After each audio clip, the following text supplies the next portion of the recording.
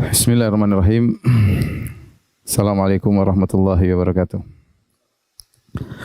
Alhamdulillahi ala ihsanih wa syukru lahu ala taufiqihi wa amtinanih. Wa asyhadu an la ilaha illallah wahdahu la syarika lahu ta'ziman li sya'nih. Wa asyhadu anna Muhammadan abduhu wa rasuluhu da'ila ridwanih. Allahumma salli alaihi wa ala alihi wa ashabihi wa ikhwanih. Para ikhwan dan akhwat yang dirahmati oleh Allah Subhanahu wa taala. Alhamdulillah, puji dan syukur kita panjatkan kepada Allah atas segala karunia yang Allah berikan kepada kita. Salawat dan salam semoga tercurahkan selalu kepada junjungan kita Nabi Muhammad sallallahu alaihi wasallam dan juga kepada keluarganya serta seluruh sahabat beliau tanpa terkecuali. Pada kesempatan berbahagia ini kita akan membahas topik yang sangat penting bagi kita semua, yaitu tentang bagaimana dahsyatnya neraka jahanam. Ada apa di neraka jahanam, ya. Karena kita tahu bahwasanya ujian dalam kehidupan ini sangat banyak, ya, dan betapa banyak perkara-perkara yang menggiurkan seseorang sehingga bisa terjerumus dalam kemaksiatan, ya, yang akhirnya menjerumuskan dalam neraka jahanam. Apalagi Nabi SAW bersabda, huffatin naru bisyahwat, bahwasanya neraka jahanam diliputi dengan syahwat. Orang kalau ingin masuk dalam neraka jahanam, dia pasti melewati syahwat-syahwat. Itu hal-hal yang sesuai dengan hawa nafsunya. Dan ini sekarang dan beredar, ya, memudahkan orang untuk terjerumus, ya, dalam hal-hal tersebut. Makanya dalam hadis tatkala dalam Sahih Muslim dan juga dalam Sunan dan Al-Musnad Imam Ahmad, kata Rasulullah SAW, lamma khalaqallahu al-jannata wan nar. Tatkala Allah menciptakan surga dan neraka, arsala Jibril, maka Allah pun mengirim Jibril untuk melihat surga dan untuk melihat neraka. Di antaranya setelah melihat surga, Jibril melihat neraka. Thumma arsalahu ilan nar. Kemudian Allah mengirim Jibril kepada neraka. Qala idhhab fanzur ilaiha wa ila ma'atu li ahliha fiha. Wahai Jibril, pergilah engkau dan lihatlah ke neraka dan lihat apa yang aku siapkan bagi penghuni neraka jahanam. Fanadhara fiha, maka Jibril pun melihat kepada isi neraka jahanam. Fa idza hiya yarkabu ba'daha ba'dhan, tiba-tiba apinya bergejolak, ya, berlipat-lipat satu di atas yang lainnya. Tsumma raja'a faqala, kemudian iblis balik menuju Allah dan berkata, wa izzatika la yadkhuluha ahadun sami'a biha. Ya Allah, demi keperkasaan engkau tidak seorang pun yang mendengar tentang neraka jahanam akan masuk dalam neraka jahanam. Tentu siapa yang mau masuk neraka jahanam sementara apinya menyala-nyala saking banyak, akhirnya bertumbuk-tumbuk api tersebut. Fa amara biha fa hufat bisyahwat. Kemudian Allah perintahkan neraka untuk diliputi dengan syahwat. Ya, dengan godaan-godaan yang menarik, ya, yang sesuai dengan syahwat manusia. Tsumma qala idhhab fanzur ila ma atu li ahliha fiha. Wahai Jibril, coba pergi lagi lihat kepada neraka jahanam, lihatlah apa yang aku siapkan bagi penghuni neraka jahanam. Fa dhahaba fa nadhara fiha. Kemudian Jibril melihat ternyata neraka sudah diliputi dengan berbagai macam syahwat. Jibril berkata, wa izzatika laqad khasyitu alla yanjuwa minha ahadun illa dakhalaha. Sungguh aku khawatir, demi keperkasaan engkau ya Allah, aku khawatir tidaklah seorang pun yang selamat dari neraka jahanam, ya, kecuali akan masuk dalam neraka jahanam. Artinya apa? Jibril melihat bahwasanya syahwat yang dipasang oleh Allah untuk meliputi neraka jahanam sangat kuat, sehingga hampir-hampir tidak ada yang bisa selamat dari syahwat tersebut, dan hampir-hampir tidak ada yang selamat dari neraka jahanam karena terjebak dengan syahwat tersebut. Dan ini kita tahu bahwasanya syahwat, ya, begitu banyak, ya. Dan orang sekarang memuaskan syahwat mereka sepuas-puasnya. Kemudian belum lagi disertai dengan adanya media sosial, adanya internet, ya, sehingga seorang bisa melihat apa yang dia kehendaki, seorang bisa berkomunikasi dengan siapa yang dia kehendaki, ya. Sarana-sarana untuk menuju neraka jahanam sangat mudah. Oleh karenanya pembahasan tentang neraka jahanam sangat penting agar mengingatkan kita semua bahwasanya kehidupan ini hanyalah sementara, ada kehidupan selanjutnya yang cuma dua pilihan, fariqun fil jannah wa fariqun fis sa'ir. Kata Allah Subhanahu wa taala, sekelompok di surga dan sekelompok di neraka jahanam. Semoga Allah memasukkan dalam surga dan menjauhkan dari neraka jahanam. Ya, oleh karenanya barang siapa yang diselamatkan dari neraka dan masuk surga, kata Allah Subhanahu wa taala, faman zuhziha 'anil nari wa udkhilal jannata faqad faz. Barang siapa yang diselamatkan dari neraka jahanam dan dimasukkan dalam surga, sungguh dia telah sukses, sungguh dia telah berhasil. itulah kesuksesan yang sungguhnya, itulah keberhasilan sungguhnya tatkala seorang selamat dari neraka jahanam dan masuk dalam surga. Baik, para pemirsa yang dirahmati Allah Subhanahu wa taala, pembahasan kita cukup panjang pada kesempatan kali ini, tapi saya akan berusaha meringkas agar terbayang bagi kita ya tentang hal-hal yang berkaitan neraka jahanam. Kemudian juga ada pembahasan tentang akidah Ahlussunnah wal Jamaah tentang neraka jahanam. Ya, saya sudah siapkan di papan tulis. Silakan para pemirsa bisa mengikuti dengan baik ya. Pembahasan kita tentang an-nar, tentang neraka jahanam, saya bagi menjadi dua ya. Ya, sebenarnya ada 4 pembahasan. Ada sifat-sifat neraka, ada model-model siksaan, kemudian ada siapa saja penghuni neraka jahanam, dan amalan-amalan apa saja yang menghindarkan seorang dari neraka jahanam. Tetapi siapa penghuni neraka jahanam dan amalan-amalan apa yang bisa menghindarkan seorang dari neraka jahanam tidak saya bahas. Saya ingin bahas tentang fokus tentang nerakanya ya. Bagaimana sifat-sifat neraka dan apa model-model siksaan yang Allah siapkan di neraka jahanam. Baik. Perhatikan para pemirsa yang dirahmati Allah Subhanahu wa taala. Akidah Ahlussunnah ya meyakini bahwasanya neraka sudah ada. An-naru makhluqatun mawjudah. Neraka sudah ada ya. Tidak seperti perkataan sebagian ahlul bidah yang mengatakan neraka dan surga belum ada. Adapun dalil bahwasanya neraka sudah ada sangat banyak ya. Di antara dalil yang paling sharih, yang paling tegas, hadis tadi yang saya sebutkan ya di awal pengajian tatkala Allah lamma khalaqallahu al-jannah wan nar arsala Jibril ya tatkala Allah menciptakan surga dan neraka, Allah kirim Jibril untuk melihat surga. Setelah melihat surga, Allah arsalahu ilan nar, Allah suruh dia lihat neraka jahanam. Ini dalil bahwasanya neraka sudah ada ya. Neraka sudah ada. Kemudian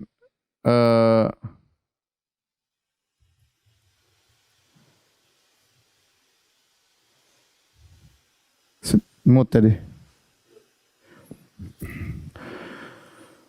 Astaghfirullahaladzim wa atubu ilaih.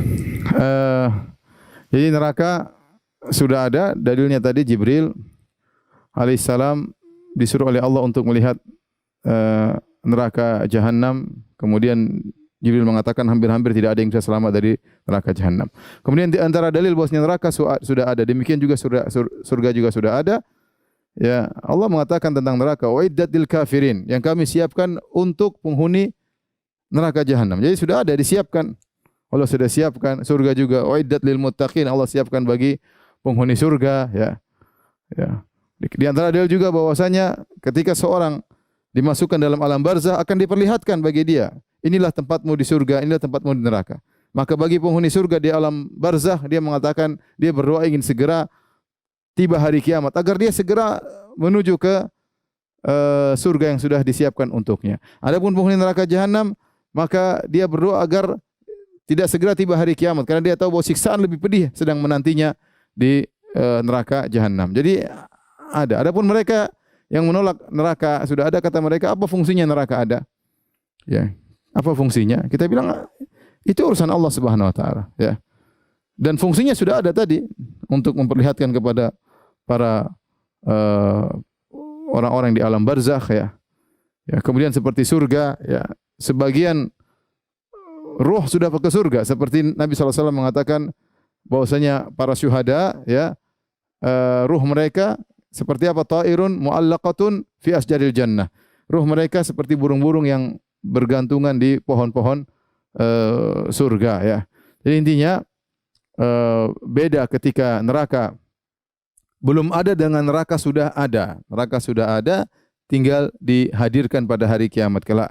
Makanya ketika hari kiamat kelak, Nabi tidak mengatakan neraka diciptakan, tapi Nabi mengatakan yu'ta bi jahannam, didatangkan neraka. Berarti neraka sudah ada. Timbul pertanyaan, di mana posisi neraka?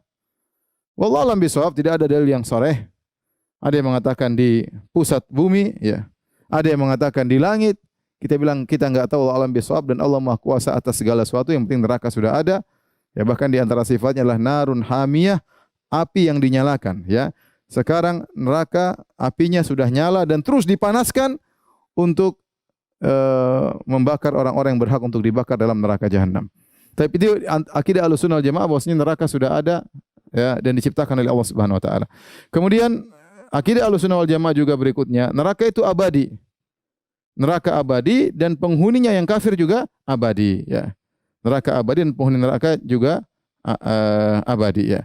Dan di sana ada kesalahan keyakinan yang salah yang berkaitan dengan abadinya neraka dan abadinya penghuni neraka yang kafir. Di antara keyakinan yang salah seperti Jahmiyah.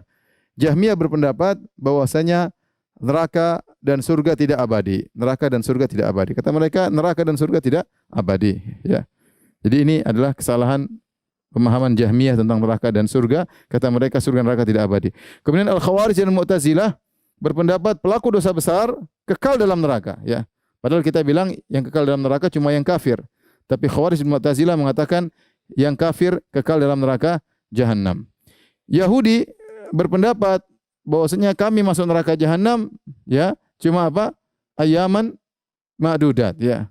Cuma beberapa hari saja, ya. Lantas tamassana naru illa ayaman ma'dudat. Kami tidak akan disentuh dengan neraka kecuali hanya beberapa hari. Dan ini keyakinan mereka sampai saat ini, ya. Sebagaimana saya pernah diberitahu oleh sebagian kawan, dia punya kawan orang Yahudi, dia mengatakan kita kalau masuk neraka cuma beberapa hari, ya. Ya, seakan-akan Allah sudah janjikan mereka, kalian tenang saja Yahudi, mau bangsat, mau brengsek, kalau masuk neraka pun cuma beberapa hari. Adapun Ibnu Arabi, ya. Ibnu Arabi berpendapat bahwasanya orang yang masuk dalam neraka Jahannam dibakar dan dibakar dan dibakar, setelah dibakar sekian lama, mungkin ribuan tahun, lama-lama dia sudah bisa adaptasi. Setelah dia bisa adaptasi, berarti dia merasakan neraka tersebut suatu kelezatan, bukan lagi suatu siksaan. Ini Ibnu Arabi yang memiliki pendapat wahdatul wujud. Jadi mati kah?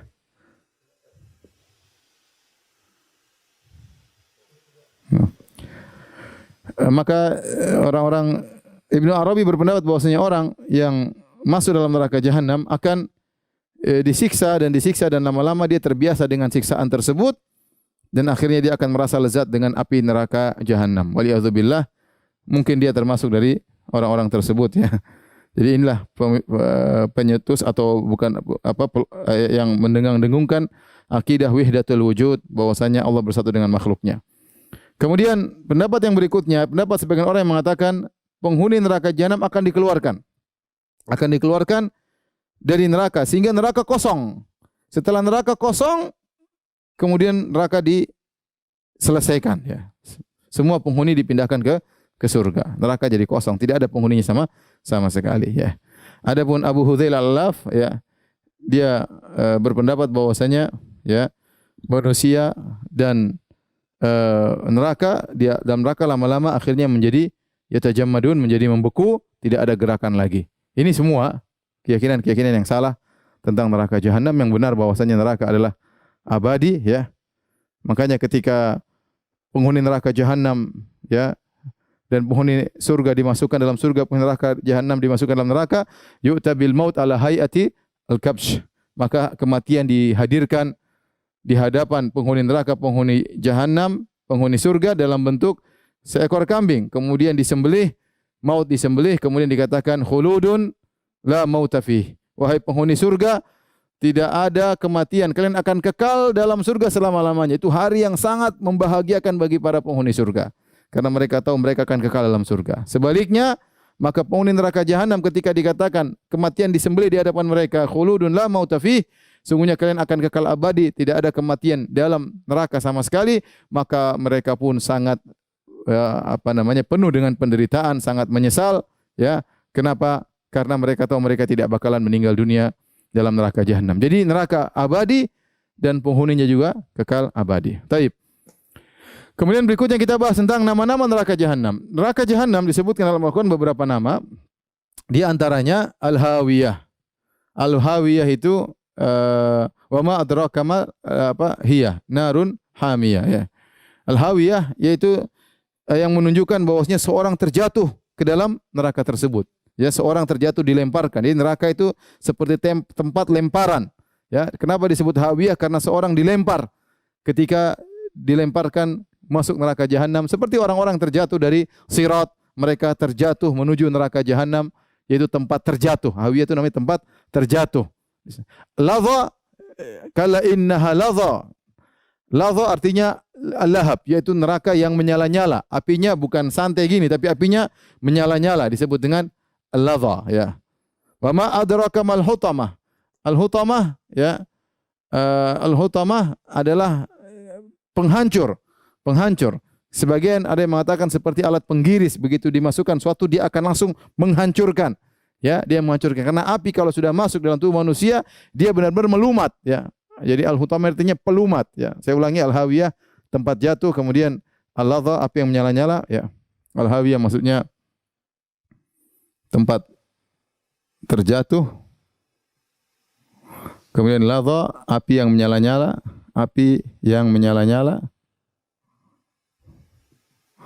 Al-hutamah yang melumat. Al-jahim ini berkaitan dengan api yang panas. Ya. Adapun jahannam adalah qa'r, yaitu yang dalam, yang sangat dalam. Jahannam maksudnya itu suatu tempat yang sangat dalam. Kalau hawiyah tempat jatuh, adapun jahannam artinya dalam. Saqar, ya, Allah telah tafsirkan dalam Al-Quran, la tubqi wa la tadhar. Tidak ada yang tersisa, ya, tidak menyisakan. Tidak menyisakan. Sa'ir sama api yang menyala. Kemudian sijin, penjara, ya. Kenapa neraka disebut dengan sijin, penjara? Karena orang kalau sudah masuk dalam neraka, orang kafir, mereka seperti di penjara, bahkan mereka tidak bakalan keluar dari neraka jahannam, ya. Inilah nama-nama neraka jahannam yang setiap nama-nama ini menunjukkan dahsyatnya neraka tersebut, ya. Tempat terjatuh, orang kalau masuk neraka dilemparkan, apinya bukan tenang, api yang menyala-nyala, kalau sudah membakar dia akan melumat, ya. Api yang panas, ya. Makanya kata Allah, allati tattali'u 'alal afidah, api tersebut akan masuk dalam jantung. Ya, jadi api, kalau api di dunia membakar, ya, hanya bagian luar saja, kemudian dalamnya baru terbakar. Tapi kalau api neraka begitu membakar, luar dalam langsung terbakar. Luar dalam langsung terbakar, yang menunjukkan dahsyatnya api tersebut dan amat sangat panas, ya. Kemudian kalau sudah membakar tidak ada yang terluput, tidak ada yang tersisa. Kemudian orang dalam neraka sijin seakan-akan terpenjara, susah untuk keluar. Oleh karenanya Allah sebutkan sifat-sifat neraka dengan nama-nama yang menunjukkan keburukan, seperti bi'sal qarar, tempat menetap yang terburuk. Bi'sal masir, tempat kembali yang terburuk. Bi'sal wirdul maurud, tempat terburuk untuk didatangi, ya. Bi'sal rifdul maurud, ya, yaitu tempat terburuk untuk didatangi. Darul bawar, yaitu lembah kebinasaan. Darul fasikin, tempatnya orang-orang fasik. Su'uddar, tempat tinggal yang buruk. Asfalas safilin, tempat yang paling rendah, yang terhina. Bi'sal mihad, ya, tempat yang paling buruk untuk tempat tidur, ya, atau untuk tempat istirahat, ya. Ini semua sifat-sifat neraka jahannam dalam Al-Quran. Tapi sekarang kita bicara, ikhwan yang dirahmati Allah Subhanahu wa taala, tentang luasnya neraka jahannam. Banyak hal yang menunjukkan neraka jahannam sangat luas, ya. Neraka jahannam sangat luas. Di antaranya yang menunjukkan neraka jahannam sangat luas, Rasulullah SAW ketika duduk bersama para sahabat, tiba-tiba Rasulullah SAW mendengar wajibah. Wajibah itu seperti suara batu yang jatuh. Zzz, ada batu. Zzz. Maka Nabi jelaskan kepada para sahabat bahwasanya itu adalah suara batu yang dilemparkan kepada neraka jahannam mundu sab'ina kharifan, sejak 70 tahun, ya, dan dia belum selesai, belum sampai sampai sekarang belum sampai kepada dasar neraka jahannam. Ini dalil, batu kan kalau jatuh sangat cepat. Sejak 70 tahun batunya belum sampai di penghujungnya, dalamnya, dan Nabi sekarang masih mendengar batunya masih jatuh. Menunjukkan neraka jahannam sangat luas, ya. Kemudian di antara dalil yang menunjukkan neraka jahannam sangat luas, ya, neraka jahannam diisi dan dia selalu berkata, hal mim mazid.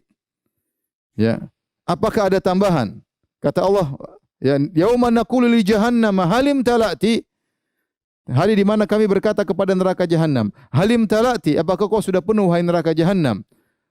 Maka neraka jahannam berkata, hal mim mazid, apakah ada tambahan? Apakah ada tambahan? Sampai apinya saling, ya, numpuk-numpuk karena, ya, masih luas neraka jahannam, ya, masih luas. Kosong, pingin diisi terus. Ini menunjukkan luasnya neraka jahannam. Di antara dalil yang menunjukkan luasnya neraka jahanam, dalam hadis Nabi SAW mengatakan, Inna syamsa wal qamara mukawwarani yaumal qiyamati finnar. Bahwasanya matahari dan rembulan dilemparkan pada hari kiamat kelak di neraka jahanam. Kita tahu matahari luasnya kayak apa, rembulan besarnya kayak apa, dimasukkan dalam neraka jahanam. Dimasukkan dalam neraka jahanam menunjukkan neraka jahanam sangat-sangat luas ya. Cukup buat manusia di atas muka bumi semuanya apa? Cukup ya. Sangat luas, tidak ada coupling yang sudah full di neraka jahanam. Ya. Oleh karenanya ini menunjukkan kengerian neraka jahanam karena tempatnya sangat luas. Ya, kemudian juga di antara yang menunjukkan besaran neraka jahanam dalam hadis kata Nabi sallallahu alaihi wasallam, "Yu'ta bi jahannam yaumal qiyamati laha sab'una alfa zimamin, likulli zimamin sab'una alfa malakin yajurrunahu." Ya, kata Nabi sallallahu alaihi wasallam, didatangkan hari kiamat kelak neraka jahanam yang memiliki 70 tali. 70.000 tali dan masing-masing tali ya ditarik oleh 70.000 malaikat menarik neraka jahanam untuk dihadirkan kepada orang-orang kafir atau orang-orang yang berhak untuk masuk dalam neraka jahanam. Berarti ada sekitar 4 miliar sekian malaikat, 4 miliar 900 juta malaikat yang menghadirkan neraka jahanam dan kita tidak tahu satu malaikat besarnya seperti apa. Kalau malaikat Jibril saja dengan sayapnya kemudian mengangkat negeri Sodom di langit kemudian dihancurkan, begitu kuatnya malaikat Jibril, apalagi tidak tahu malaikat yang menghadirkan neraka yang begitu besar kemudian dihadirkan oleh para malaikat. Ini semua dalil bahwasanya neraka jahanam sangatlah luas ya. Kemudian para pemirsa yang dirahmati Allah Subhanahu wa taala, ya kita bahas tentang tingkatan-tingkatan neraka. Neraka bertingkat-tingkat. Ya, makanya Allah berfirman, "Innal munafiqina fid darkil asfali minan nar." Fid darkil asfal. Sungguhnya orang-orang munafik di dasar neraka yang paling bawah, ya. Ya. Lahum darajatun, ya. Walikullin darajatun mimma amilu. Setelah Allah menyebutkan tentang surga dan neraka, Allah mengatakan walikullin darajatun mimma amilu. Walikullin darajatun mimma amilu. Masing-masing ada derajatnya. Derajat di surga ada derajatnya, di neraka ada derajat turun ke bawah namanya darokat. Ya. Jadi Allah Maha Adil. Sebagaimana di surga Allah siapkan bertingkat-tingkat, sebagaimana dalam hadis bahwasanya inna fil jannati ya mi'ata darajah a'addahallahu lil mujahidin fi sabilillah. Sungguhnya di surga Allah siapkan 100 derajat, 100 tingkat yang Allah siapkan bagi penghuni surga. Penghuni surga khusus untuk pintu mujahidin 100 tingkatan. Jadi Allah sangat detail sampai kalau mengklasifikasikan para mujahidin sampai 100 klasifikasi. Menunjukkan Allah detail. Mujahid yang begini, mujahid yang begini. Kata Ibnu Hajar demikian juga pintu-pintu kebaikan yang lain tentang salat, tentang sedekah juga bertingkat-tingkat. Demikian juga kenapa ini konsekuensi dari Maha Adil Allah Subhanahu wa taala ya. Allah tidak akan menyamakan seseorang dengan yang lainnya. Masing-masing berdasarkan tingkat keamalnya. Maka demikian pula neraka. Allah juga Maha Adil, maka orang-orang yang masuk dalam neraka jahanam bertingkat-tingkat. Bertingkat-tingkat. Sebagian ulama, sebagian salaf menyebutkan tingkatan tersebut seperti ini ya. Yang pertama, kalau kita mau ilustrasikan, tingkatan yang paling tinggi, yang paling atas ya adalah usatul muwahhidin. Bahasa Indonesianya aja lah.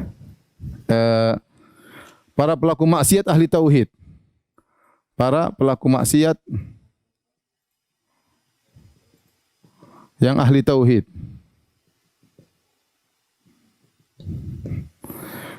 Kemudian setelah itu baru nerakanya orang-orang kafir ya. Narul kuffar. Nerakanya orang-orang kafir. Di sini ada orang kafir, ada Yahudi ya. Nasara, kemudian Sabi'in, kemudian ada Majusi, ya. Baru kemudian yang ketiga adalah nerakanya al-munafiqin, narul al-munafiqin. Nerakanya orang-orang munafik. Jadi ada tingkatan secara umum, ya. Ini tingkatan neraka nomor 1, nomor 2, nomor 3 ya. Yang pertama bahwasanya pelaku maksiat, nerakanya beda dengan nerakanya orang kafir. Nerakanya dia paling tinggi ya. Setelah itu baru nerakanya orang kafir. Orang kafir ada Yahudi, ada Nasara, ada Sabi'in, ada Majusi ya. Kemudian ada nerakanya orang-orang munafik. Nerakanya munafik sini juga musyrikin Arab ya. Majusi kemudian musyrikin Arab.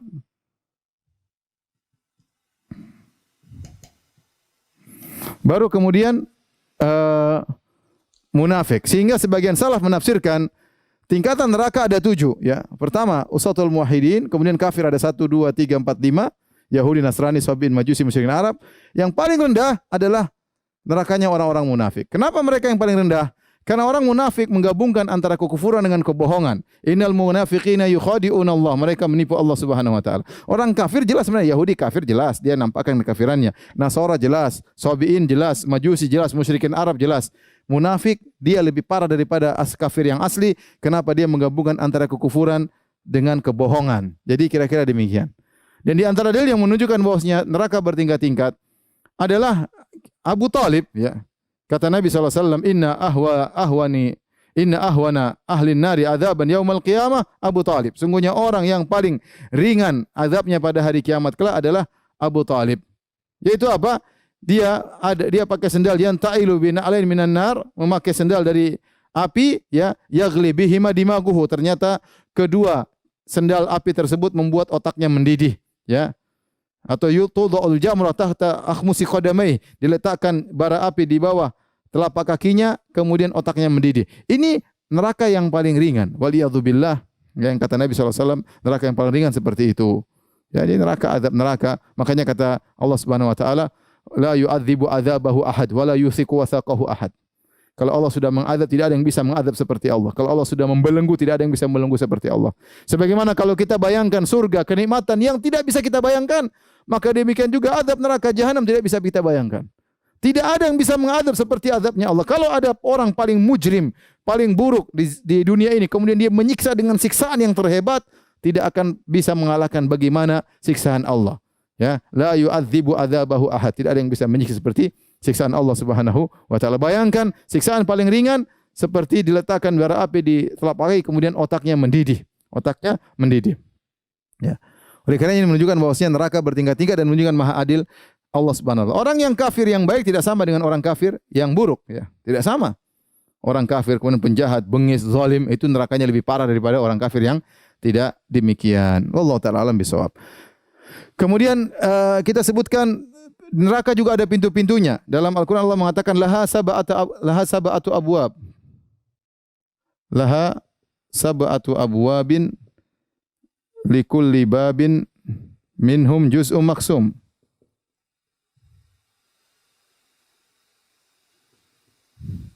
Kata Allah Subhanahu wa taala, neraka itu punya 7 pintu dan setiap pintu sudah ada bagiannya. Sudah ada yang Allah takdirkan, sudah ada Allah yang ini orang-orang neraka lewat pintu sini. Penghuni neraka ini lewat pintu sini. Sudah ada bagian-bagiannya.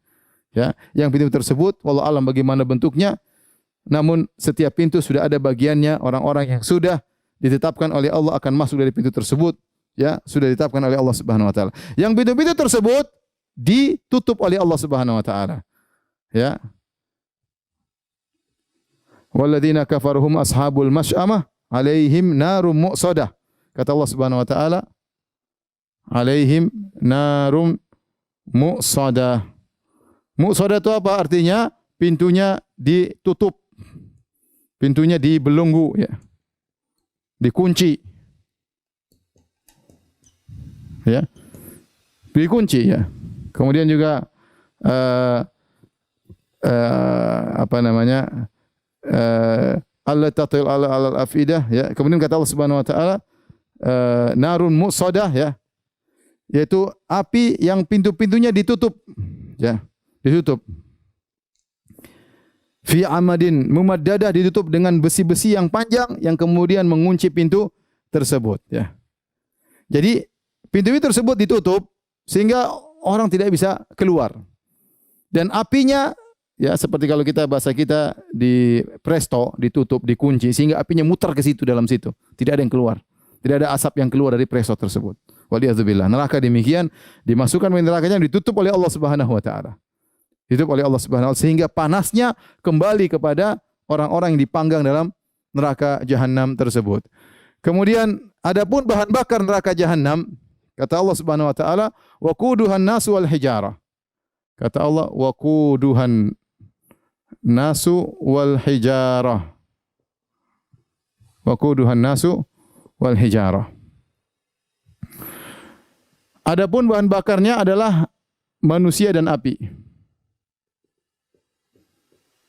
Sebenarnya Allah mengatakan bahwasanya ini menunjukkan dahsyatnya neraka jahanam. Karena kalau kita bicara tentang api yang lain, kalau kita ingin membakar sesuatu, ingin bakar sate, ingin bakar daging atau bakar apapun, kita cari bahan bakar dulu. Bahan bakar dulu, kita kasih bensin atau kasih arang. Setelah kita bakar, baru kita taruh manusia, taruh apa? Waliyadzubillah, kita taruh misalnya daging untuk kita bakar. Adapun neraka jahanam tidak. Ya, dia manusia itu sendiri jadi bahan bakar.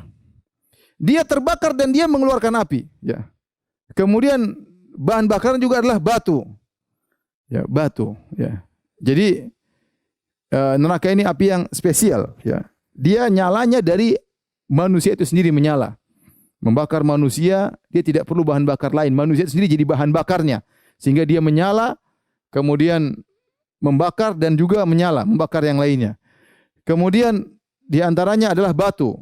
Batu yang dijadikan bahan bakar api neraka, batu apakah itu? Maka tidak ada dalilnya. Tapi para salaf, sebagian salaf mengatakan batu tersebut seperti mereka katakan batu kibrit. Ya, batu kibrit ada yang mengatakan seperti batu bara. Ya, contoh ini sebagai pendekatan saja bagaimana batu bara sangat panas. Kenapa disebut batu? Karena batu itu memiliki beberapa sifat. Ya, dijadikan bahan bakar. Di antaranya suratul iqad, mudah menyala. Ya, mudah menyala, langsung nyala. Ya. Ya, kalau api mungkin lambat, dia batunya panas dan mudah menyala. Kemudian dia mengeluarkan bau yang tidak enak. Ya, selain dia nyala api, baunya sangat tidak enak. Kemudian yang ketiga, asapnya banyak sehingga panas benar-benar masuk dalam tubuh yang sedang dibakar tersebut. Kemudian menempel. Jadi dia batunya nempel dan membakar, nempel di daging-daging orang yang sedang dibakar oleh Allah Subhanahu wa taala, waliyadzubillah. Makanya disebut kenapa batu? Jadi saya ulangi tadi, batu mudah menyala, kemudian apinya tahan lama, kemudian menimbulkan bau yang sangat busuk, kemudian asapnya sangat banyak, kemudian dia nempel, itu yang paling menyedihkan, dia nempel pada daging atau pada kulit seorang ketika dalam proses pembakaran. Ya. Kemudian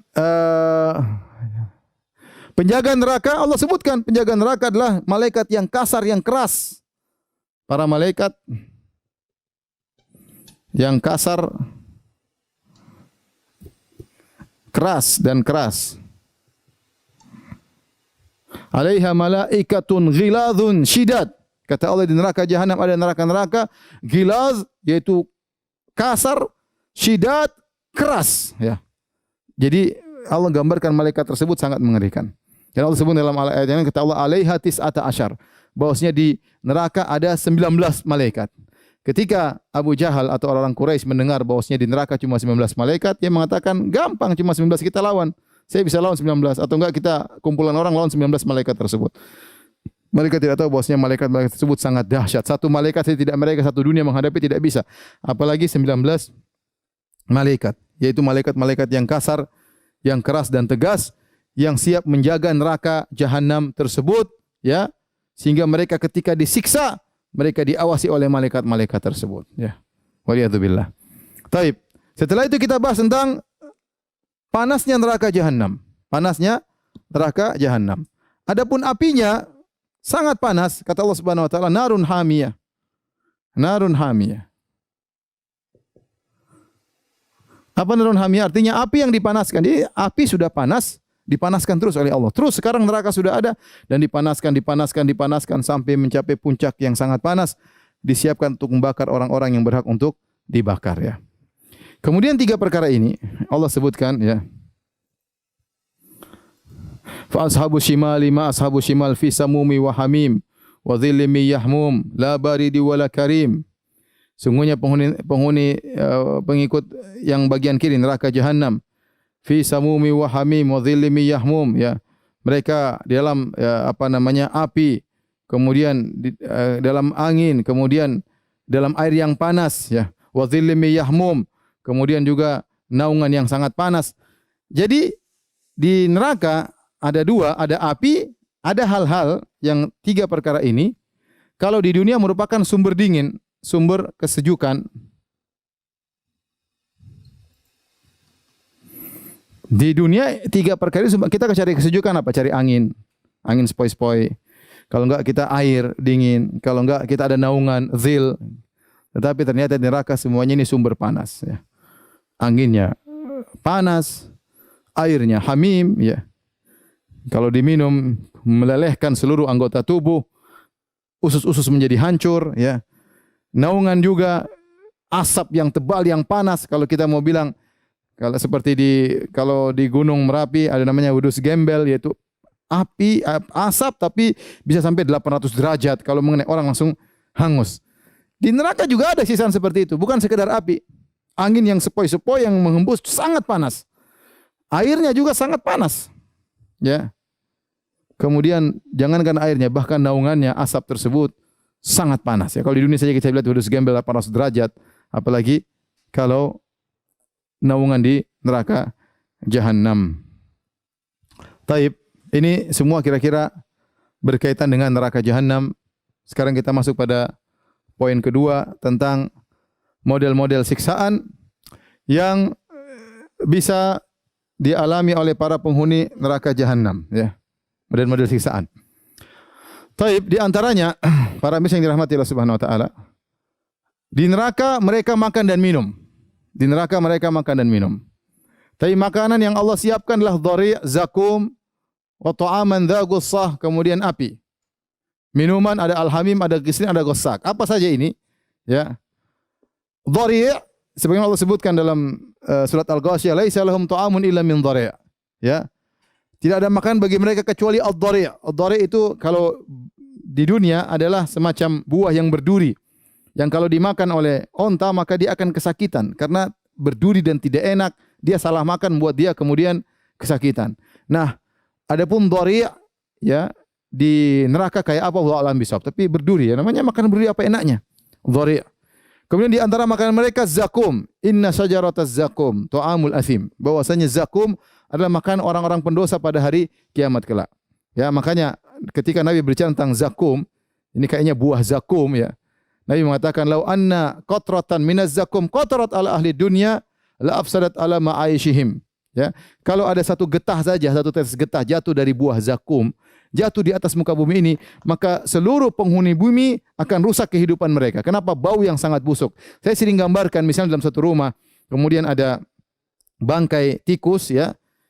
Kemudian meskipun kita hidup dengan kemewahan, meskipun kita ada kulkas, ada makanan enak, ada hal yang lezat, tapi kalau ada bangkai tikus kita nggak bisa menikmati hidup tersebut. Kenapa? Saking baunya. Nah, Nabi mengatakan kalau ada satu tetes saja dari buah zakum jatuh ke bumi, rusak seluruh penghuni bumi ini, kehidupan mereka rusak. Bagaimana kalau itu jadi makanan mereka? Ya, mengerikan. Waliyadzubillah. Kemudian wa ta'aman dha gussah. Ta'aman dha gussah itu apa? Yaitu makanan yang nyangkut di sini. Gussah itu orang makan tersangkut. Bisa jadi dhari atau yang lainnya. Kalau mereka makan tidak langsung masuk ke dalam perut, nyangkut sini, dan kita tahu kalau ada tulang saja sini kita nggak enak banget. Nyangkut, apalagi makanan nyangkut sini itu sejenis penderitaan. Selain makanan mereka yang sangat tidak enak, sangat busuk dan yang lainnya, kemudian juga nyangkut di leher mereka.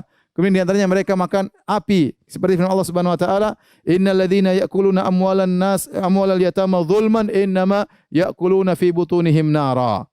Sungguhnya orang-orang yang makan harta anak yatim dengan kezaliman, sungguhnya mereka makan api dalam perut mereka. Seakan-akan mereka makan jamrah, mereka makan sehingga masuk dalam perut mereka. Taib. Timbul pertanyaan, apakah 4 makanan ini adalah santapan mereka sehari-hari ataukah berdasarkan tingkatan-tingkatan neraka? Ada khilaf di kalangan para ulama. Ada yang mengatakan ini makanan ada suatu di tingkatan api neraka yang hanya makan dhari, karena Allah mengatakan laisa lahum ta'amun illa min dhari. Ya.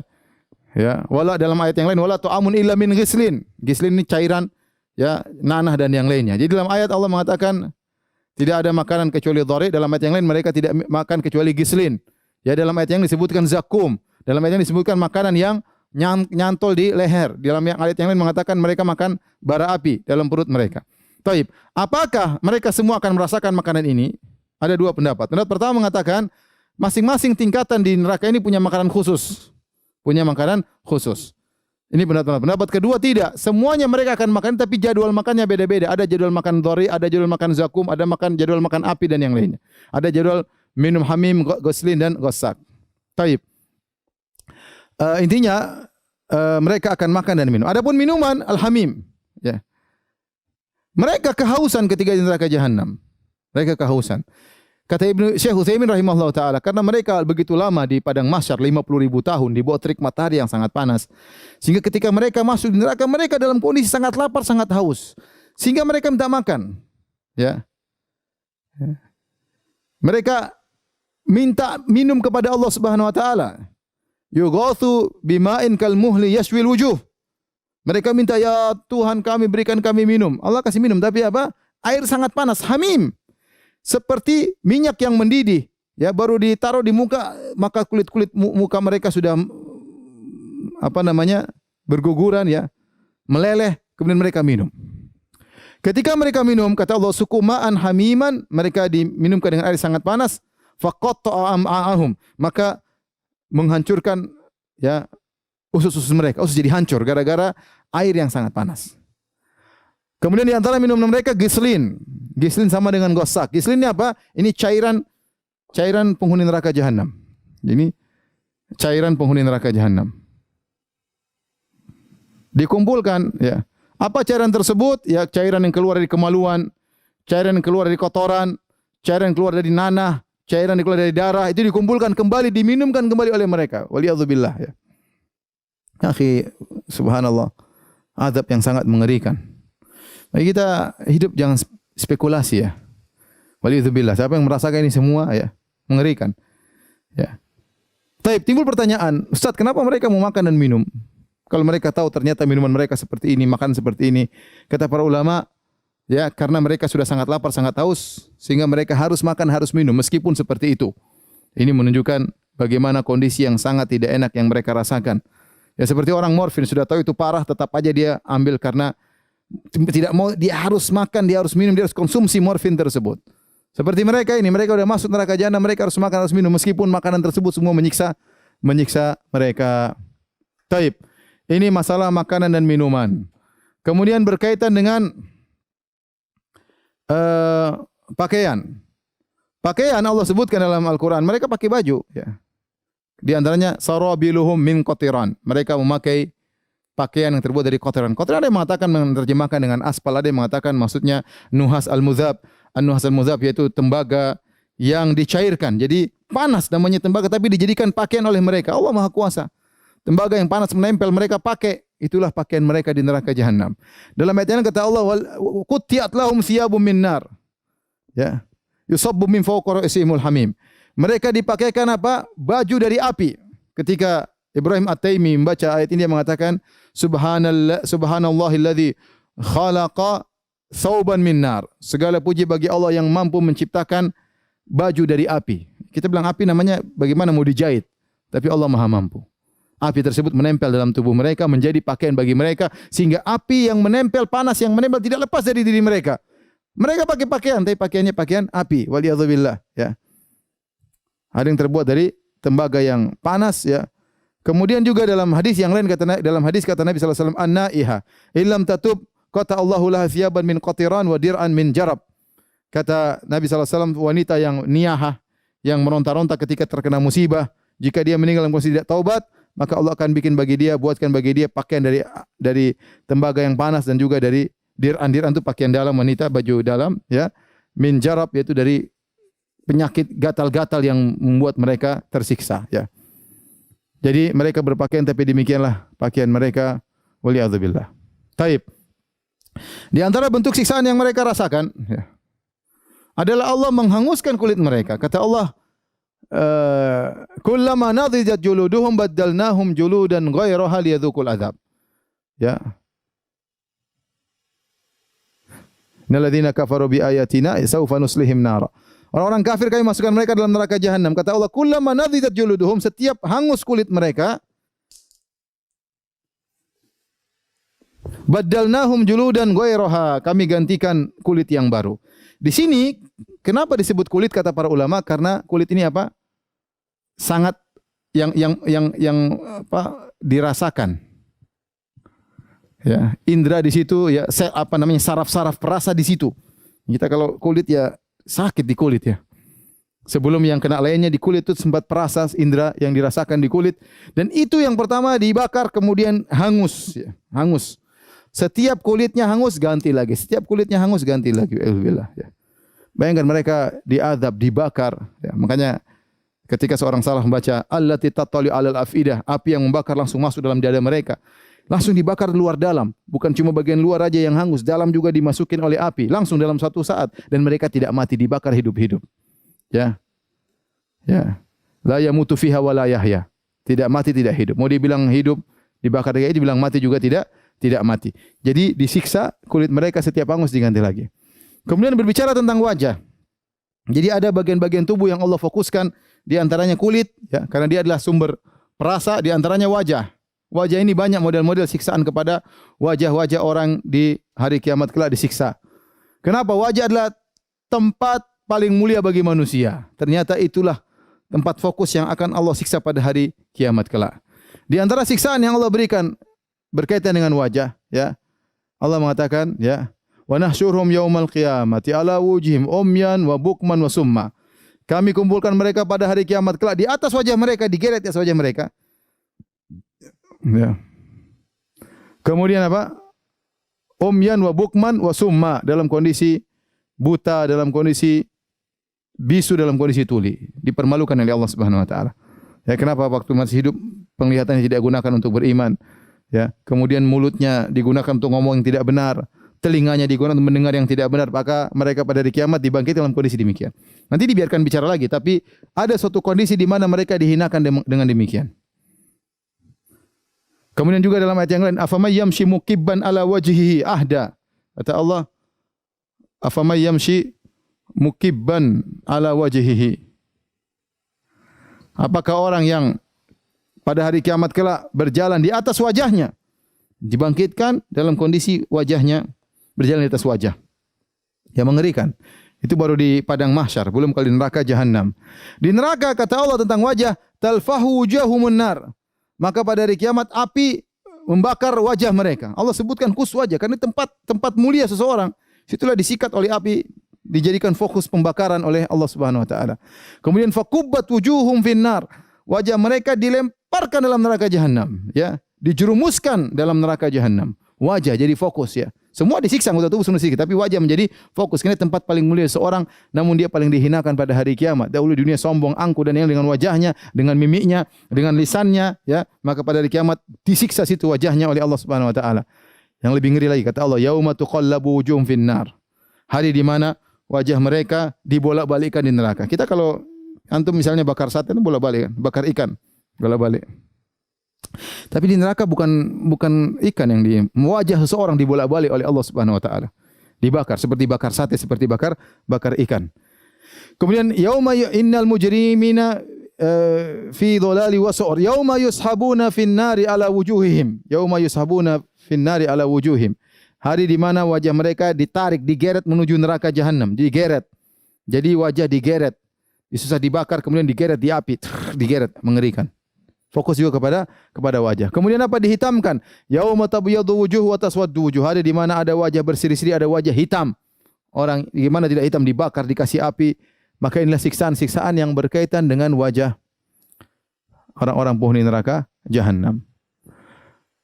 Kemudian api yang membakar mereka meliputi mereka, ya. Api yang membakar mereka meliputi. Jadi seorang, ya, ahata bihim suradiquha, ya. Kata Allah, ketika mereka masuk dalam neraka, nyala api meliputi mereka. Jadi tidak ada bagian tubuh yang lolos dari api. Apinya benar-benar meliputi mereka, ya. Kata Allah, lahum jahannam dalam surat Al-A'raf, lahum jahannamu mihadun wa min fawqihim ghawash. Ya, di mereka, ya, mihatnya tempat tidur. Mereka bertempat tidur dengan api. Wa min fawqihim ghawash, berselimutkan dengan api. Lahum dhulalum minan nari. Ya, lahum min fawqihim dhulalun minan nari wa min tahtihim dhulal. Dzalika yukhawwifullahu bihi ibadahu ya ibadi fattaqun. Kata Allah Subhanahu wa taala, jadi tempat tidurnya api, selimutnya api, menunjukkan api meliputi mereka, meliputi mereka. Tidak ada satu bagian kulit pun yang lolos daripada api. Kemudian lahum min fawqihim dhulalun minan nari, di atas mereka tumpukan-tumpukan api. Wa min tahtihim dhulal, di bawah juga tumpukan, bukan satu tumpuk aja, api bertumpuk-tumpuk. Meliputi mereka, tidak bisa keluar, ya. Kata Allah juga, wa inna jahannama la muhitatun bil kafirin. Sungguhnya neraka jahanam meliputi orang-orang kafir. Ya, enggak ada. Mau bernapas sedikit, mau sejuk sedikit, enggak ada. Enggak ada. Di antara siksaan yang Allah berikan kepada usus, ya, usus Allah siksa, ya. Seperti dalam hadis kata Nabi SAW, Ra'aitu Amr bin Luhai al-Khuzai yajurru qasbahu finnar. Aku melihat Amr bin Luhai al-Khuzai, salah seorang tokoh musyrikin di zaman jahiliyah. Kata Nabi, aku melihat dia menggeret ususnya di neraka jahanam. Dia tarik ususnya, digeret. Subhanallah. Disiksa sampai ususnya keluar. Di neraka jahanam ditarik ususnya. Kenapa kata Nabi? Li'annahu awwalu man sayyaba sawaib. Kan dia yang pertama kali mengkeramatkan onta-onta, mengkeramatkan kambing-kambing. Dia awal kali membawa kesyirikan di Jazirah Arab. Sehingga pada hari kiamat Allah siksa dia di antaranya dengan menggeret ususnya. Demikian dalam hadis tentang dai-dai yang disiksa. Tandaliqu aktabuhum. Tahu-tahu begitu dia disiksa, ususnya keluar, brodol dari duburnya, ususnya keluar, brodol. Setelah itu kemudian ususnya dibuat dia mutar, diputar-putar seperti ada tiang, dia mutar-mutar. Orang-orang pada kumpul semua. Bukankah kamu yang telah melarang kami melakukan, kamu telah menyuruh kami beramar ma'ruf? Kata dia, benar. Dulu saya menyuruh kalian, fala ati, aku tidak melakukannya. Wa anhakum wa ati, dan aku melarang kalian tapi aku melakukannya. Ya, siksanya di antaranya ususnya dikeluarkan oleh Allah Subhanahu wa taala, wal iyadzu billah, ya. Di antara siksaan diberi rantai wal aglal, ya. Inna atadna lil kafirin salasila wa aglala wa sa'ira. Kami siapkan bagi orang kafir salasil. Salasil itu adalah rantai, aglal belenggu. Jadi tangannya dibelenggu, kemudian dirantai. Ada yang dikatakan bahwasanya tubuhnya dimasukkan dalam rantai, ya, rantai, dipaksa oleh Allah masuk dalam rantai, ya. Dan mengerikan. Jadi model siksaan banyak. Di antara model siksaan disuruh manjat, ya. Ini tadi apa? Rantai dan belenggu. Di antara siksaan disuruh manjat, manjat gunung yang panas.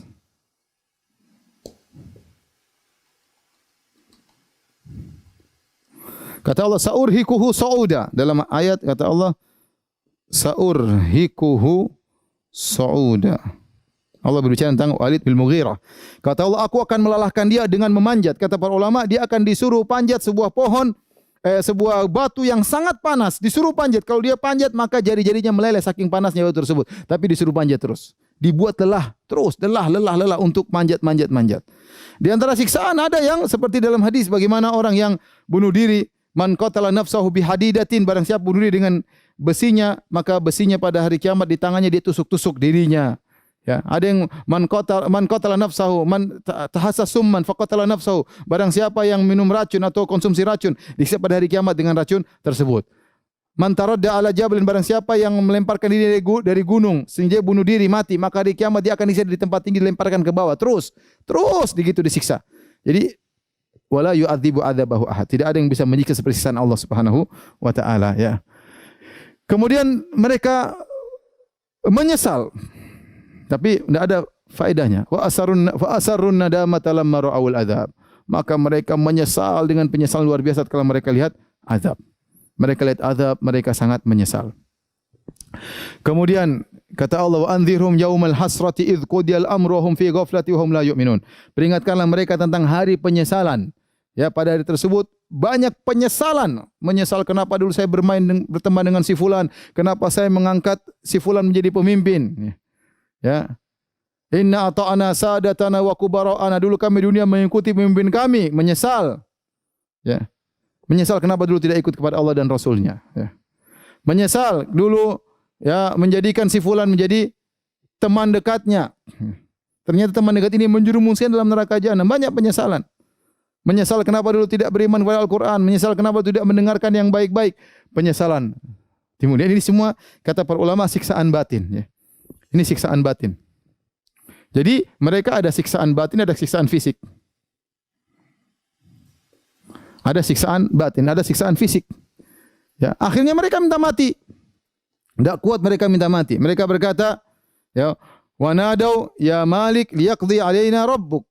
Mereka berkata, wahai malaikat Malik, mintakan kepada Allah agar matikan kami. Qala innakum makithun. Tidak bakalan mati. Kalian akan tetap dalam neraka jahanam. Tatkala mereka tidak berhasil minta mati, mereka minta dikurangkan. Wa qala alladhina fin nari li khazanati jahannam ud'u rabbakum yukhaffif 'anna yawman minal adzab. Berkata penghuni neraka jahanam kepada para penjaga neraka, mintalah kepada Rabb kalian yukhaffif 'anna yawman minal adzab, berilah kami keringanan. Mereka tidak bilang liburan, keringanan aja. Siksaannya dikurangi meskipun hanya sehari. Ya, kata tidak ada. Minta mati enggak dikasih, enggak minta keringanan enggak dikasih, minta syafaat enggak dikasih. Apa kata Allah? Fadzuqu falan nazidakum illa adzaba. Ya. Fadzuqu falan nazidakum fadzuqu falan nazidakum illa adzaba.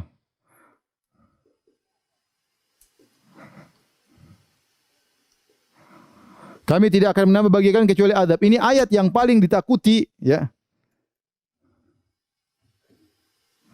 Adalah ayat yang paling ditakuti oleh orang-orang kafir. Kata Allah, lan nazidakum illa adzab. Kami tidak akan kasih tambahan kecuali azab. Jadi azab di neraka bukanlah azab yang konstan, bukanlah azab yang statis, dia dinamis, semakin parah, semakin parah, semakin parah, wali'adzubillah. Dan Allah Maha Kuasa atas segala sesuatu. Ya. Dan ya, azab adapun siksaan batin banyak, ya. Di antara siksaan batin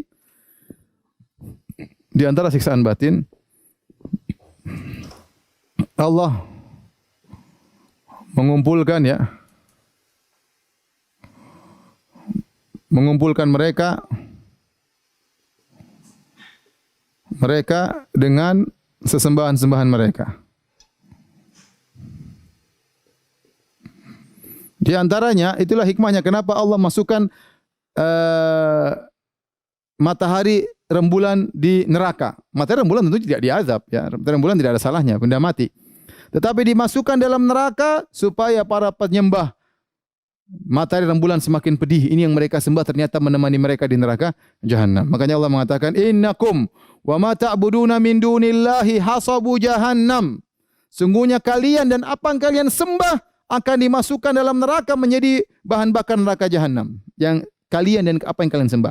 Jadi orang-orang penyembah berhala nanti mereka masuk neraka dengan berhala-berhala. Para pembuat patung yang mereka pahat yang kemudian mereka sembah akan masuk neraka bersama patung-patung tersebut. Orang bikin lukisan kemudian mereka sembah akan dimasuk neraka bersama lukisan-lukisan tersebut. Kalian dan apa yang kalian sembah akan masuk neraka bersama kalian. Waliyadzubillah. Kecuali yang mereka sembah orang-orang soleh. Seperti Nabi Isa alaihissalam yang mereka sembah misalnya. Ya, atau mungkin ada yang menyembah malaikat, maka tidak akan. Tetapi selain itu, maka akan dimasukkan bersama dengan mereka dalam neraka jahanam. Oleh karenanya, yang paling parah bagi mereka tatkala mereka di neraka kemudian iblis berkhutbah ketika itu menyampaikan nasihat kepada mereka. Inilah akibat perbuatan kalian yang Allah telah sebutkan dalam surat Ibrahim, ya. Innallaha wa'adakum wa'adal haqqi wa wa'atukum fa akhlaftukum. Allah dulu telah menyampaikan janji yang benar, adapun aku janji aku menyelisih dan seterusnya sehingga mereka semakin menyesal. Ternyata ini sosok yang mereka dulu ikuti ternyata juga dalam neraka jahanam bersama mereka, waliyadzubillah, ya. Ya, di antaranya banyak, ya, disebutkan bagaimana siksaan-siksaan batin yang Allah sampaikan kepada mereka dan ini menambah mereka dari siksaan yang satu menjadi siksaan yang lebih parah. Waliyadzubillah, ya. Para pemirsa yang dirahmati Allah Subhanahu wa taala, ya. Inilah sedikit yang bisa kita sampaikan. Tentunya pembahasan neraka jahanam masih banyak pembahasan. Tetapi secara global inilah gambaran siksaan tentang neraka jahanam dan seperti kita katakan pada surga, seorang menghayal tentang nikmat surga, dia tidak akan bisa mencapai hakikatnya karena ketidakmampuan akalnya untuk memikirkan. Maka demikian juga azab neraka jahanam, mau kita hayalkan kayak apapun, tidak akan bisa sampai pada hakikatnya. Karena Allah mengatakan la yu'adzibu adzabahu ahad. dan tidak ada seorang pun yang bisa menyiksa seperti Allah, ya, ketika Allah menyiksa pada hari kiamat kelak. Kalau di dunia orang bisa bertafannun, bisa apa namanya, membuat berbagai macam model siksaan, ya, seperti Fir'aun, Dzil Autad. Fir'aun ketika menyiksa orang, dia tarik, misalnya di antaranya dia potong min khilafin, ya, kaki kanan dia potong dengan tangan kiri. Ini dia senang, dia apa namanya, inovasi dalam menyiksa. Atau dia potong tangan kanan dengan kaki kiri, ya, Firaun. Atau dia taruh seorang kemudian ditarik tali, letakkan di kaki kanan, tali di kaki kiri, tali di tangan kanan, tali di tangan kiri, kemudian ditarik orang tersebut biar meratoli. Dilakukan oleh Firaun. Nah, tapi bagaimanapun la yu'adzibu adzabahu ahad. Tidak ada yang bisa menyiksa seperti siksaan Allah Subhanahu wa taala. Demikian para misi yang dirahmati Allah Subhanahu wa taala, semoga kita terhindar dari azab neraka jahanam yang sangat mengerikan. Selanjutnya kalau ada yang bertanya saya persilakan. Wallahu taala alam bisawab. Oke, ini ada beberapa pertanyaan yang sudah masuk. Ya. Ini akan ada beberapa yang anak pilihan. Karena memang pertanyaannya insya Allah ini banyak sekali. Ustaz. Ini pertanyaan pertama dari Lamudin asal kota Palembang. Ustaz tolong jelaskan tentang neraka Zamharah. Syukran jazakumullah khair. Neraka, ya, Zamharirah, ya. Neraka disebutkan di antara siksaan yang ada pada neraka bukan cuma api yang panas, tetapi ada hawa yang sangat dingin. Hawa yang sangat dingin, karena kita tahu terkadang Allah menyiksa dengan suatu yang sangat panas, terkadang Allah menyiksa dengan suatu yang dingin. Di antaranya yang di dunia Allah pernah menyiksa dengan suatu yang dingin adalah angin yang menimpa kaum Ad, ya. Sorsoron, ya. Fi yaumi nahsin mustamir, ya. Jadi Allah berikan kepada mereka angin yang sangat dingin. Api angin tersebut mengangkat mereka, ya, 7 hari atau 8 hari, ya, kemudian diangkat, digoyangkan di udara. Tapi angin tersebut tidak panas, tidak membakar mereka, tapi sangat dingin, menusuk ke dalam tulang-tulang mereka. Dan akhirnya mereka tewas juga di antara sebab mereka tewas karena angin yang sangat dingin tersebut. Di neraka juga demikian, ya. Neraka memiliki api yang sangat panas dan ada siksaan juga dengan angin yang sangat dingin. Ya, di siksaan bermodel-model dalam neraka jahanam. Dan ini sebagian pernah berkata, ini bukanlah hal yang bertentangan antara panas yang dingin. Contoh, kita bicara sederhana, kulkas. Kulkas dalamnya dingin, belakangnya panas. Mudah. Ada mesin yang buat dia panas, tapi dalamnya ternyata sangat dingin. Neraka juga mungkin seperti itu, bisa menyiksa dengan panas dan juga menyiksa dengan dingin. Waliyadzubillah. Taib, silakan.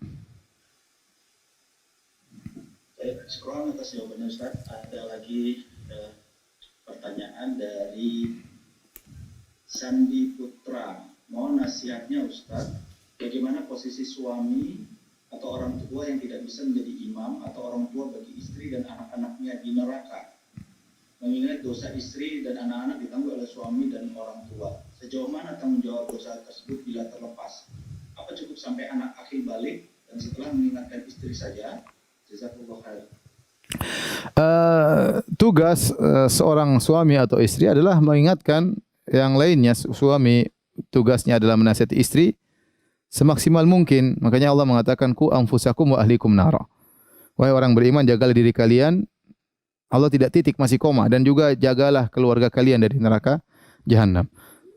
Jadi suami bertugas untuk menasihati istri dan juga menasihati anak.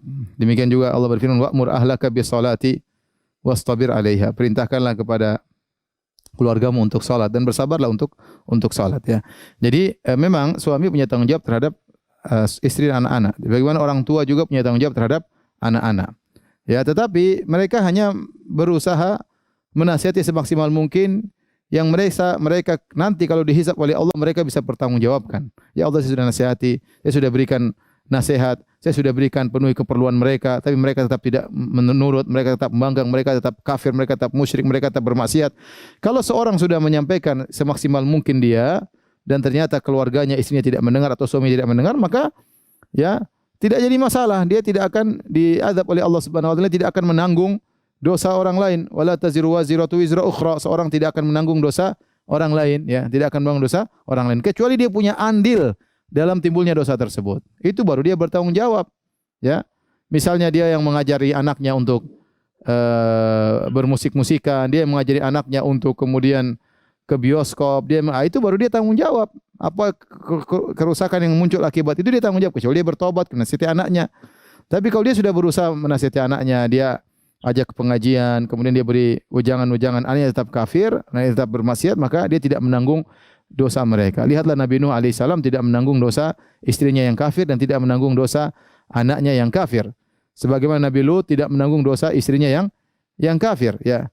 Ya karena sebagaimana Imra'atu Fir'aun, ya, istrinya Fir'aun tidak menanggung dosanya Fir'aun. Ya, tidak menanggung dosanya Fir'aun. Yang penting seorang berusaha menyampaikan nasihat semaksimal mungkin, dia punya hujah di hadapan Allah. Setelah itu maka ya justru dia dapat pahala tatkala dia berusaha menasihati. Adapun hidayah hanya milik Allah. Sekarang Nabi Muhammad SAW menasihati pamannya Abu Talib. Apa kurangnya? Abu Talib seperti bapaknya, seperti bapak keduanya. Abu Talib sangat sayang kepada Nabi, bahkan mungkin lebih daripada anak-anaknya yang lain. Nabi juga sangat sayang kepada dia. Sampai Allah mengatakan, innaka la tahdi man ahbabta. Kau tidak bisa beri petunjuk kepada orang yang kau cintai. Apa? Nabi sudah berusaha semaksimal mungkin. Bahkan menjelang meninggal Abu Talib, Nabi datang nasihat. Ternyata pamannya meninggal dalam kondisi kafir. Apakah Nabi berdosa? Jawabannya tidak. Justru Nabi dapat pahala. Karena hidayah di tangan Allah Subhanahu wa taala. Jadi tugas kita di dunia ini hanyalah nasihati. Hanyalah nasihati, nyampaikan semaksimal mungkin, diulang, kita berdoa kepada Allah. Kalau Allah tidak kasih hidayah ya terserah Allah. Kalau dia ternyata brengsek, nakal, biadab, kafir, murtad, urusan dia dengan Allah Subhanahu wa taala. Tetapi kita yang penting menyampaikan nasihat sampai kita yakin saya sudah punya hujah di hadapan Allah. Adapun baru nasihat sekali, terserah ente mau kafir, enggak benar. Baru menyampaikan sekali nasihat kepada istri baru sekali dua kali, sudah ente neraka, enggak ada masalah, bukan urusan saya. Di sana masih banyak bidadari. Enggak, bukan begitu.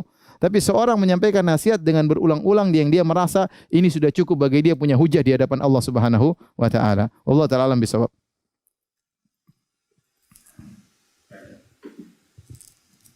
Baik Ustaz atas jawabannya. Demikian tadi yang bertanya telah dijawab oleh Ustaz. Kita masih ada beberapa waktu lagi ya Ustaz. Ya, silakan. Pertanyaan dari Ayu Puspitasari. Assalamualaikum Ustaz, izin tanya, apakah orang yang telah berhijrah akan masuk neraka juga karena dosa sebelumnya? Soalnya pernah dengar dari orang, kalau kita masuk neraka dulu, dibersihkan baru masuk surga. Demikian pertanyaannya Ustaz. Allah Maha Adil. Jadi kalau seorang pernah melakukan keburukan, kemudian dia bertobat kepada Allah Subhanahu wa taala, maka kata Nabi sallallahu alaihi wasallam, at-taibu minadz-dzam kama la dzamba lahu. Seorang yang bertobat dari dosa seperti orang tidak punya dosa lagi. Terlalu banyak dalil bagaimana orang-orang bertobat kemudian Allah masukkan ke dalam surga. Contohnya seperti para penyihir Fir'aun yang mereka puluhan tahun bergelimang dengan kesyirikan, menjadikan sihir sebagai sumber nafkah mereka, menjadikan syirik sebagai sumber nafkah mereka. Kemudian mereka di penghujung hayat beriman kepada Allah, mereka masuk surga. Contoh lagi seperti pembunuh 100 nyawa, dia sudah bunuh 100 orang. Di penghujung kemudian dia bertobat kepada Allah, maka dia pun masuk surga, ya. Allah berfirman, "Qul ya ibadiyalladzina asrafu ala anfusihim la taqnatu min rahmatillah. Innallaha yaghfiru dzunuba jami'an innahu huwal ghafurur rahim." Wahai hamba-hambaku yang bergelimang dalam maksiat, jangan kalian berputus asa dari rahmat Allah. Sungguhnya Allah mengampuni dosa-dosa, ya, dan sungguhnya Allah Maha Pengampun lagi Maha Penyayang. Yang dimaksud oleh mungkin kawan Anda yang bertanya bahwasanya kalau orang punya dosa diazab dulu neraka baru masuk surga, itu kalau ternyata dia tidak bertobat. Dia bertobat. Kemudian ketika ditimbang di akhirat ternyata timbangan keburukannya lebih berat daripada timbangan kebaikannya. Maka dicari selisihnya, ya. Timbangan keburukannya lebih berat daripada timbangan kebaikannya, dicari selisihnya. Selisihnya ini ternyata misalnya saya kasih sederhana. Misalnya dia punya dosa 1000. Ternyata pahala yang dia lakukan 700. Berarti ada selisih 300 dosa ini. Apa yang dilakukan oleh Allah kepada 300 dosa ini? Bisa jadi Allah ampuni, terserah Allah. Wa yaghfiru liman yasha wa yaghfiru liman yasha. Innallaha la yaghfiru asyraka bihi wa yaghfiru liman yasha. Ya, kata Allah Subhanahu wa taala, Allah tidak mengampuni dosa-dosa syirik dan Allah wa yaghfiru ma duna dzalika liman yasha, dan Allah mengampuni selain dosa kesyirikan bagi yang Allah kehendaki. Jadi saya ulangi, misalnya 300 sisa dosanya tadi 300, maka bisa jadi Allah ampuni kalau berkehendak. Kalau Allah tidak berkehendak mengampuni, bisa jadi Allah buka pintu syafaat, ada yang kasih syafaat sehingga dia tidak jadi masuk neraka. Kalau semua sudah tertutup, pintu tidak ada lagi sarana, maka dia diazab. Diazab tidak akan kekal, ya, karena surga adalah darut tib, surga itu adalah tempat yang bersih. Tidak ada yang bisa masuk kecuali orang yang bersih. Maka 300 dosa ini harus dia disiksa entah berapa ribu tahun, entah berapa tahun, berapa puluh tahun, terserah Allah Subhanahu wa taala. Nanti baru Allah masukkan dalam surga. Ini berlaku bagi orang yang tadi saya katakan. Adapun orang di dunia yang dulu bermaksiat kemudian berhijrah, dia bertobat, maka selesai. Yang masa lalu telah diampuni oleh Allah Subhanahu wa taala jika dia bertobat dengan tobat yang sesungguhnya. Allah alam bisawab. Bismillah, Pak Ustadz, jika kita sudah tidak punya suami dan memiliki anak, lalu ada sesuatu yang ditinggalkan oleh suami untuk anak. Apakah itu termasuk harta anak yatim, Pak Ustadz? Dan apabila anak dapat santunan dari orang lain, lalu ibunya ikut menggunakan uang itu, apakah termasuk zolim? Mohon penjelasannya, Pak Ustadz.